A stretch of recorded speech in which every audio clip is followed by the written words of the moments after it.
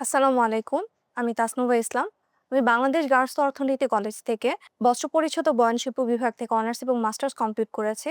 বর্তমানে আমি ই-লার্নিং এবং আর্নিং থেকে মোশন গ্রাফিক্সের উপর কোর্স করছি। বর্তমানে 3D এবং অ্যানিমেশনের অনেক চাহিদা বেশি। তো আমার কাছে মনে হয়েছে আমি এটার উপরে দক্ষতা অর্জন করতে পারলে মার্কেট প্লেসে আমি কাজ করতে পারবো। এজন্য আমি এই কোর্সে ভর্তি হতে আগ্রহ বোধ করেছি। এই কোর্স থেকে আমি ইলাস্ট্রেটর, ফটোশপ, আফটার ইফেক্ট এবং প্রিমিয়ার প্রো টুলস এর কাজগুলো শিখেছি। তার মধ্য থেকে আমি অবজেক্ট মুভিং, 3D অ্যানিমেশন এবং শর্ট ভিডিও মেকিং এর উপর দক্ষতা অর্জন করেছি। ক্লাস চলাকালীন অবস্থায় যখন আমাদের এই ভিডিও মেকিং এর ক্লাসগুলো হচ্ছিল, তখন হচ্ছে গিয়ে আমাদেরকে বিভিন্ন ধরনের ছোট, ছোট প্রজেক্টের কাজ করতে হয়েছে। তো সেই প্রজেক্টের কাজ করার সময় বিভিন্ন সমস্যার সম্মুখীন হয়েছি।